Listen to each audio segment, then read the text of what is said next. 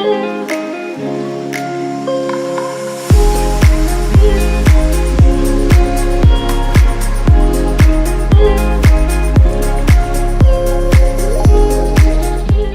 3 au 9 novembre 2024 a lieu en Côte d'Ivoire, dans la commune de Bingerville, le camp des évaluateurs émergents francophones.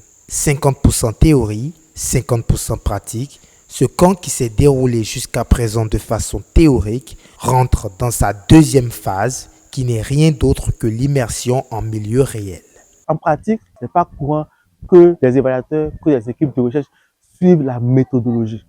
Parce que nous sommes dans une démarche méthodologique, dans une démarche pratique qui demande à ce que on ne va pas rester dans nos bureaux, dans nos quatre murs, pour imaginer une politique publique déclinée en programme ou intervention pour nos populations. Il faut venir vers elles pour donc avoir, avec des données probantes, une idée de la situation initiale et avant la mise en œuvre.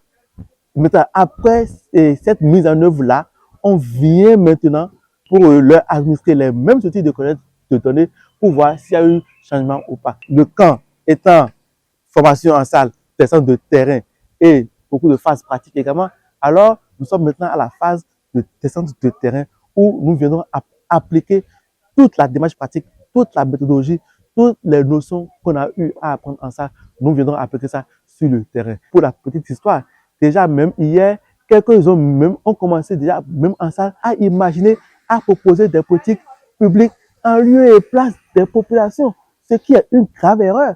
Et on l'a souligné, on l'a démontré, on les a montré que non, c'est l'analyse de situation qui oriente la formulation de politiques publiques. Certains évaluateurs se sont confrontés à la dure réalité du terrain. Ici, nous sommes à Congé, un village de Bingerville. Nous sommes venus en visite d'immersion pour nous initier à la collecte de données. Voilà, comprendre un peu la manière dont les populations rurales se comportent sur notre thème pour mieux appréhender notre thème en politique publique. La difficulté majeure, c'est la disponibilité de notre cible, qui sont les femmes qui vont de la TK. La difficulté qu'on a rencontrée hier était qu'elles n'étaient pas assez présentes, mais aujourd'hui nous sommes allés vers eux. Elles étaient toutes ouvertes et elles nous ont facilité la tâche. Présentement, nous sommes dans le village Anna. Ça se passe plus ou moins bien. Déjà, quand nous sommes arrivés, nous avons eu du mal déjà à trouver la chefferie. Et nous sommes arrivés autour de 16h, 15h, 16h. Là, on a trouvé que la chefferie était déjà en réunion. Apparemment, ils étaient en train de régler un problème au sein de la communauté. Donc, on a dû patienter au moins 2-3 heures de temps.